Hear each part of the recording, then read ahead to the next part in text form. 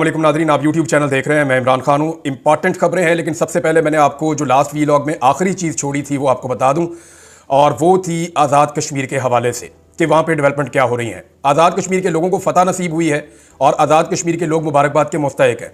मैं अहमद फरहाद साहब का ट्वीट इसलिए पढ़ के सुना रहा हूँ कि वो भी हमारे कश्मीरी भाई हैं और उन्होंने इसके ऊपर जो ट्वीट किया है वो बहुत इंपॉर्टेंट है। उन्होंने वो फैक्टर्स सारे बताए हैं जो अचीव किए हैं, जो सारे टारगेट अचीव किए हैं आज़ाद कश्मीर के शहरियों ने। उन्होंने नंबर 1 ये कहा कि मुजाहिरीन के सामने हुकूमत ने घुटने टेक दिए हैं। सदारती ऑर्डिनेंस की मनसूखी करते हुए काले कानून के तहत गिरफ्तार तमाम अफराद को रिहा करने का हुक्म दे दिया है। रहनुमाओं पर आज तक कायम की गई तमाम FIR खत्म। 40% प्रॉपर्टी टैक्स को कम करके 14% कर दिया गया है। बिजली के बिलों में भी फी यूनिट बड़ी कमी की मंजूरी दे दी गई है। तहरीक के दौरान बरतरफ सरकारी मुलाजमीन को बहाल करने का हुक्म दे दिया गया है। शोहदा के लवाहिकीन को नौकरियां दी जाएंगी और जख्मियों को 10 लाख फी कस दिए जाएंगे। इसके अलावा भी जो कुछ भी चार्टर ऑफ डिमांड के अंदर शामिल था उन मुतालबात की मंजूरी के लिए मुज़ाकरात होंगे और 6 माह के अंदर अंदर उन पर अमल दरामद किया जाएगा। ये जनाब नीचे इसका मुसवदा भी मौजूद है। 12 इसके पॉइंट्स हैं और जॉइंट अवामी एक्शन कमेटी 23 जनवरी 2025 की लॉन्ग मार्च कॉल वापस लेने का ऐलान करती है, क्योंकि एक बहुत बड़े लॉन्ग मार्च का भी इन्होंने ऐलान किया था और ये कहते फिर हम इस्लामाबाद आ रहे हैं, रोक सको तो रोक लो।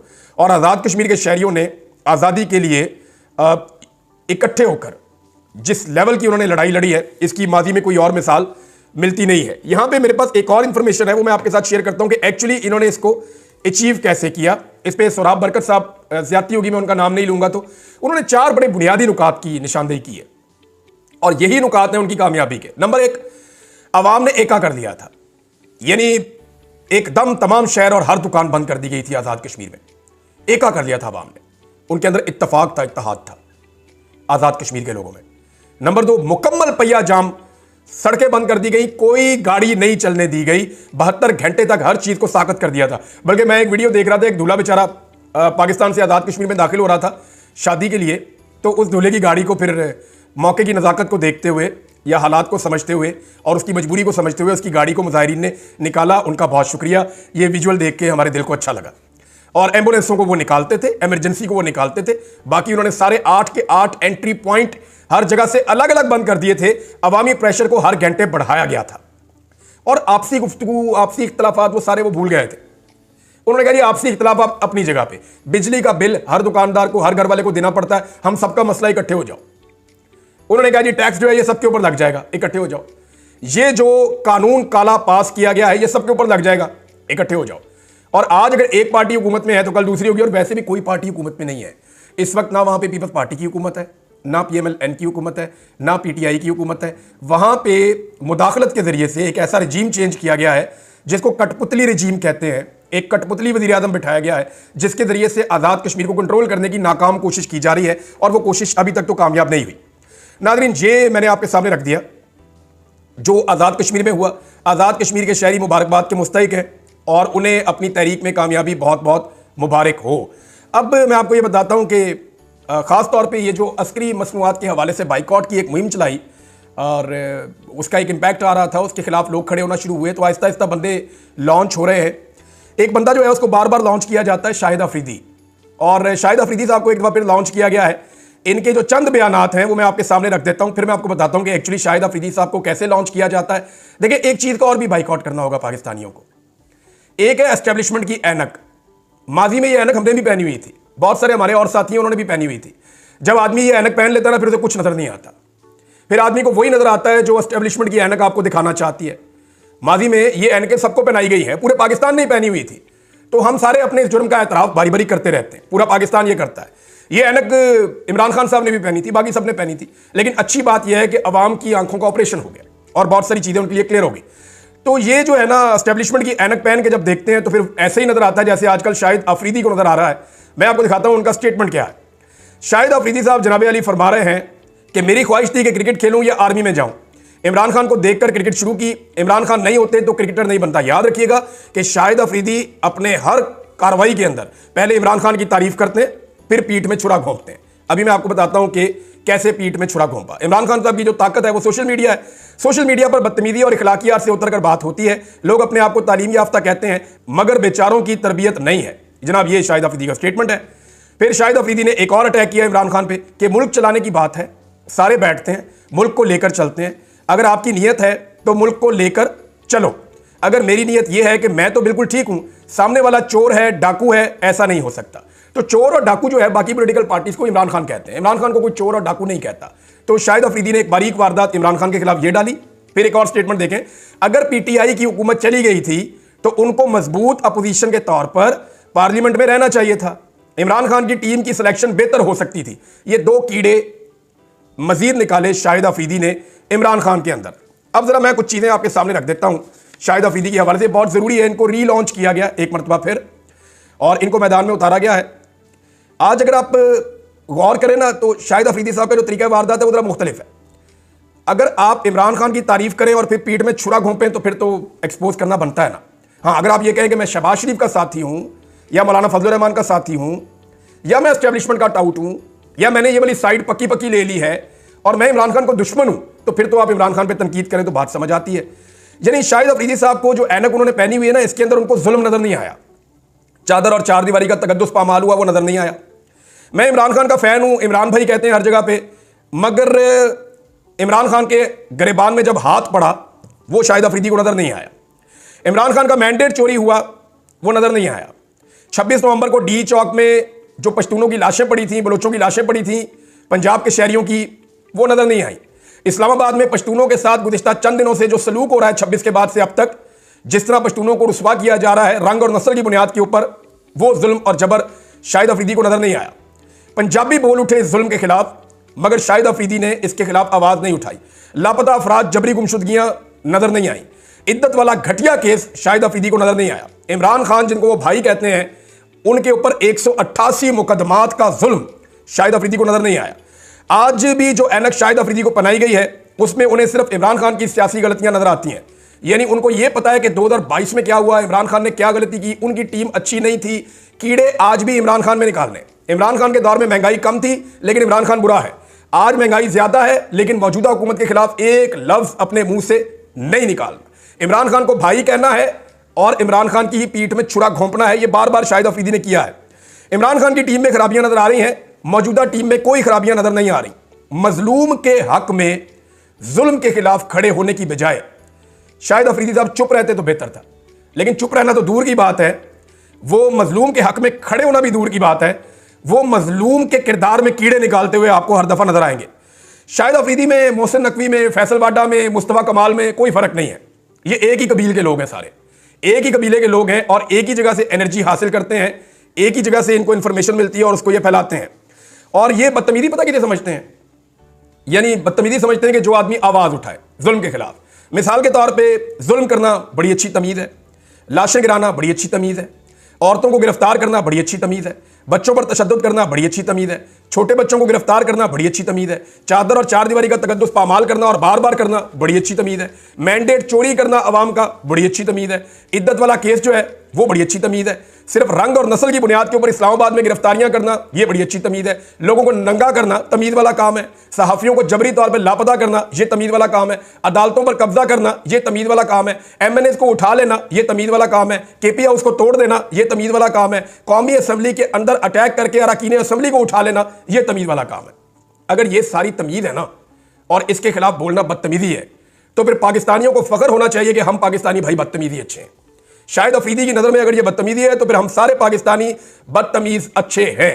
शाहिद अफरीदी साहब जो है ना ये लॉन्च होते हैं बार बार और ये अपनी मकबूलियत को नुकसान पहुंचाते हैं और इसकी कीमत क्या वसूलते हैं वो किसी दिन मैं आपको बताऊंगा। लेकिन ये बड़ी ही एक घटिया तरीका है कि एक आदमी को कहना कि वो मेरे बड़े हैं, एक आदमी को कहना कि वो मेरे आइडियल हैं, एक आदमी को कहना कि वो मेरे भाई हैं, उन्हें भाई कहकर बुलाना और उसके बाद उसके अलावा किसी और पे तनकीद ना करना।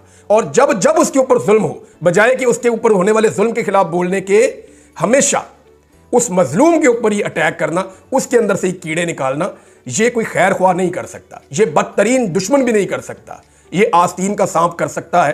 बहरहाल इमरान खान साहब ने इन्हें बहुत पहले पहचान लिया था। इमरान खान साहब की पहचान को सलाम है, बड़ा उनका तजुर्बा। नाज़रीन, बैरिस्टर गौर साहब ने एक स्टेटमेंट दिया है और ये जो स्टेटमेंट है इससे मुझे इख्तलाफ इसलिए कि ज़ाती तौर पर मेरे पास इस हवाले से मालूमात मौजूद है। बैरिस्टर गौर ने झुटलाया है अलीमा खान साहब के एक बयान को। उन्होंने कहा कि अलीमा खान साहब ने दावा किया था ना कि 20 एक दिन में इमरान खान को छोड़ देना था, तो मैं आपको गारंटी करता हूं कि 24 नवंबर से पहले इमरान खान साहब को यह ऑफर दे दी गई थी, और इसको पाकिस्तान तहरीक इंसाफ के अंदर जो इंपॉर्टेंट लोग हैं वो जानते भी हैं, और ये बात पाकिस्तान से बाहर और पाकिस्तान के अंदर बड़े खास लोग जानते हैं। और ये ऑफर डायरेक्टली बहुत ऊपर से आ रही थी, और ऑफर ये थी कि 15 दिसंबर से पहले इमरान खान साहब को रिहा कर दिया जाएगा, जैसी गारंटी चाहिए आप ले लें। लेकिन इमरान खान साहब को खैबर पख्तूनख्वा भिजवाया जाएगा, वो जहां जाएंगे वहीं पे रहेंगे, लेकिन वो अपना फोन भी इस्तेमाल कर लेंगे, वो मुलाकातें भी खुलकर करेंगे, वो मुज़ाकरात का हिस्सा भी बन जाएंगे। मैंडेट जो है वो यही रहेगा। फिलहाल मिड टर्म इलेक्शन की बात हो सकती है, वो बाद में देखेंगे। फिलहाल कुछ रिस्ट्रिक्शन है, लेकिन इमरान खान साहब इलेक्शन लड़के कौमी असेंबली में आके अपोजिशन का रोल प्ले कर सकते हैं, ये भी कहा गया था। अब इसमें जो है वो अलीमा खान साहबा का स्टेटमेंट ठीक है, उनकी इंफॉर्मेशन ठीक है। बैरिस्टर गौहर मेरे ख्याल में किसी मसलियत के तहत, या वो नहीं चाहते कि इस वक्त पता चले कि कोई मुज़ाकरात हो रहे हैं, या कोई मुज़ाकरात हो रहे थे, या कोई ऑफर्स आई थी। ये सारी चीज़ें बहुत सारे लोग बोल चुके हैं, अपने मुंह से बार बार कह चुके हैं कि हमें संजानी में बैठने का कहा गया, हमें यह कहा गया कि आप कॉल कैंसिल कर लें, बार बार मिन्नत की गई, बार बार रोका गया। तो ये सारी चीज़ें रिपोर्ट हो चुकी हैं। तो बैरिस्टर गौहर ये जो है ना बात ठीक नहीं कर रहे। मेरे ख्याल में किसी मसलिहत के तहत वो इस मामले को मजीद छुपाना चाहते हैं। मैंने नाज़रीन आपको एक और बात बताई थी कि कुछ डॉक्यूमेंट्रीज हैं जिनके ऊपर काम हो रहा है। एक डॉक्यूमेंट्री आई है, आप सबको वो देखनी चाहिए। अल जज़ीरा ने एक तफसीली डॉक्यूमेंट्री जारी की है कि पाकिस्तान में हुआ क्या, 8 फरवरी के इलेक्शन में क्या हुआ, उस 8 फरवरी के इलेक्शन के बाद सिनेरियो क्या बना, और वो जो सिनेरियो 8 फरवरी के इलेक्शन के बाद बना उसमें पाकिस्तानी मीडिया की क्या हालत हो गई। कि पाकिस्तानी मीडिया की क्रेडिबिलिटी बिल्कुल खत्म हो गई, ये भी उनकी डॉक्यूमेंट्री का हिस्सा है। फिर उन्होंने बताया कि पाकिस्तानी मीडिया की जगह सोशल मीडिया ने ले ली, और उन्होंने सर्वाइव किया, और उन्होंने अपनी क्रेडिबिलिटी पैदा की, और सोशल मीडिया के ऊपर अब मुकम्मल क्रैकडाउन और तैयारियां की जा रही हैं उनको पकड़ने की। फिर उन्होंने बताया कि एक्चुअली 24 नवंबर से लेकर 27 और 28 नवंबर की दरमियानी शब तक इस्लामाबाद में क्या हुआ और लॉन्ग मार्च वालों के साथ क्या हुआ, वो उन्होंने पूरा रिपोर्ट किया। एक तफसीली डॉक्यूमेंट्री अल जज़ीरा ने बनाई है, बड़ी इंपैक्टफुल डॉक्यूमेंट्री है। इस डॉक्यूमेंट्री को आप जरूर देखें। देखें, आलमी मीडिया इसके ऊपर काम कर रहा है, लोकल मीडिया के ऊपर बहुत दबाव है। किसी तरह 26 नवंबर को डाउन करो, खत्म करो। डी चौक में कोई सानिया नहीं हुआ, लाशों की बात करना बंद कर दो। और इसमें मैं आपको यह बताता हूं कि पाकिस्तान तहरीक इंसाफ की लीडरशिप इन्वॉल्व है। मैं साबित कर दूंगा आपको, मैं अभी आपको साबित कर दूंगा। फिर जिसने जो कहना है वो कर ले, जिसने मेरे पे केस करना है वो केस कर दे जाके। मैं आपको साबित कर दूंगा कि देखें, मैं कम से कम जो लोग वहां शहीद हुए ना वो गरीब लोग हैं। जो लोग वहां शहीद हुए ना वो पाकिस्तान के लिए निकले हुए थे। उनको यह कहा गया था कि तुम्हें एक बेहतर पाकिस्तान दिया जाएगा। वो खलूसे नीयत के साथ आए थे, जिन्हें गोलियां लगी वो खलूसे नीयत के साथ आए थे, जो शहीद हुए वो खलूसे नीयत के साथ आए थे। उन लोगों के साथ जो हुआ, इस मामले के ऊपर कोई बोले या ना बोले, मैं बोलता ही रहूंगा। मैं इसके ऊपर किसी भी किस्म के कंप्रोमाइज को, चाहे वो कोई भी करे, मैं इसको एक्सपोज करूंगा। आज मैं आपको गारंटीड कह रहा हूं कि मैं इसके ऊपर चुप नहीं करूंगा। एक ही तरीका है चुप करवाने का, वो सारे जानते हैं। मैं अपना काम करता रहूंगा इस मामले पे। ये लहू बह गया, पाकिस्तानियों का खून है भाई, पाकिस्तानियों का खून बह गया है। मैंने साना मॉडल टाउन के ऊपर बिल्कुल कंप्रोमाइज नहीं किया था। मैं आखिरी वक्त तक उसके ऊपर आवाज उठाता रहा था, और अब भी मैं आवाज उठाऊंगा। मैं इस पे पीछे नहीं हटूंगा। अब मैं आपको यह बताता हूं कि इसको दबाने के लिए एक नई कार्रवाई की जा रही है। ये जो मदारस का मामला है ना, इसकी रजिस्ट्रेशन का मामला, ये 2019 में पाकिस्तान तहरीक इंसाफ ने मुआहिदा कर लिया था। ताहिर अशरफी उस वक्त इमरान खान साहब के साथ होते थे। वो मुआहिदे की तफसीलात भी मौजूद है। उसके मुताबिक जनाब मदारस का जो है पूरा एक फंड होगा, मदारस को रजिस्टर किया जाएगा, हुकूमत की निगरानी होगी, बहुत सारी फैसिलिटीज दी जाएंगी। ये सारा इमरान खान साहब ने तय कर दिया था, ताकि मदारस के ऊपर जो एलिगेशन लगते हैं या मदारस के अंदर जो एक्टिविटीज है वो हुकूमत के साथ जुड़े। अब हुआ यह है कि मौजूदा हुकूमत ने इसको नॉन इशू को इशू बनाया। और क्यों बनाया मैं आपको बताता हूं। मौजूदा हुकूमत का मनसूबा यह है कि एक और लॉन्ग मार्च इस्लामाबाद आना चाहिए, ताकि जो पिछला लॉन्ग मार्च है उसके ऊपर गर्द बैठ जाए। पिछले लॉन्ग मार्च को लोग डिस्कस करना छोड़ दें, अगले लॉन्ग मार्च को डिस्कस करें। जानबूझकर एक लॉन्ग मार्च को इस्लामाबाद में दावत दी जा रही है, और उलमा इकराम को, फजलुर रहमान साहब को, दीगर मदारिस के लोगों को कहा जा रहा है कि इस्लामाबाद पहुंचे। हल्की फुल्की मौसीकी वहां पे होगी, लाठी चार्ज, डंडे, आंसू गैस थोड़ा बहुत चलेगा। एक ड्रामा क्रिएट किया जाए ताकि जो 26 नवंबर की रात वहां पे हुआ, जो कत्लेआम हुआ, उसके ऊपर पर्दा डाला जा सके। उसको दबाने के लिए एक नया खेल खेला जा रहा है, और इसमें कुछ लोग सहूलतकारी भी कर रहे हैं। फजलुर रहमान साहब ने हमेशा स्टेटस को की मदद की है। मैं उनकी नीयत पे शक नहीं कर रहा, वो ये चाहते होंगे कि मदारस के मामले में मामला बेहतर हो, लेकिन उनके स्टेटमेंट पहले भी बड़े सख्त थे। लेकिन end of the day Fazlur Rahman साहब ने क्या किया? फजलुर रहमान साहब ने पूरे सिस्टम की सहूलतकारी कर दी, और सहूलतकारी इस तरह हुई कि उस आईनी तरमीम के बाद जो बाकी बचने वाली चीजें थी उन्होंने कानून के जरिए कर ली, और उस कानून को इसलिए रिवर्स नहीं किया जा सकता कि आईनी तरमीम के नतीजे में फजलुर रहमान साहब ने इस हुकूमत को वो आईनी बेंच दे दिया जिसके अंदर कोई चीज अब चैलेंज नहीं हो सकती। अगर होगी तो हुकूमत के हक में फैसला आएगा, क्योंकि वो बेंच बनाया ही हुकूमत ने खुद अपनी मर्जी का है। लिहाजा ये चीज होगी क्लियर। फजलुर रहमान साहब ने मुकम्मल सहूलतकारी मौजूदा निजाम को दी थी अपोजिशन में बैठ के। अब दोबारा से वो इस मामले के ऊपर मेरे ख्याल में मट्टी डालने के लिए या पर्दा डालने के लिए वो अपने लोगों को लाएंगे और तवज्जो हटाने की और तवज्जो बटाने की कोशिश करेंगे ताकि डी चौक से तवज्जो हटाई जा सके। नहीं हटेगी। इस पे पाकिस्तानी बात करते रहेंगे और सवाल एक ही है कि गोली क्यों चलाई। एक ही सवाल है ना, गोली क्यों चलाई? गोली नहीं चलानी चाहिए थी। नाज़रीन एक और चीज है और वो ये है कि अब तक ये रोजाना हमें इसके ऊपर बात करनी है, हर वीलॉग में बात करनी है। ना ही पाकिस्तान तहरीक इंसाफ ने FIR दर्ज करवाई। आज जनाब जब मैं आपसे बात कर रहा हूं तो 8 तारीख की रात हो चुकी है, लगभग 2 हफ्ते होने वाले हैं और ना पाकिस्तान तहरीक इंसाफ ने अब तक अपनी FIR दर्ज करवाने के लिए कोई दरखास्त दी, ना ही लापता अफराद के हवाले से हेबियस की पटिशन्स दायर की। आज तक पाकिस्तान में जो बंदा भी लापता हुआ है ना, सबसे पहले उसके घर वाले जाकर एक पटिशन डालते हैं हाई कोर्ट के अंदर। जिस इलाके से वो अगवा होता है वहां के हाई कोर्ट के अंदर एक पटिशन जाती है कि हमारा ये बंदा इस जगह पे आया था, ये कर रहा था, लापता हो गया, उठा के जबरी तौर पे गुमशुदा कर दिया गया, हमारा बंदा हमें रिकवर करके दिया जाए। PTI के मुताबिक उनके 150 के करीब बंदे लापता हैं। एक बंदे की भी अभी तक हेबियस की पटिशन इस्लामाबाद हाई कोर्ट में नहीं गई।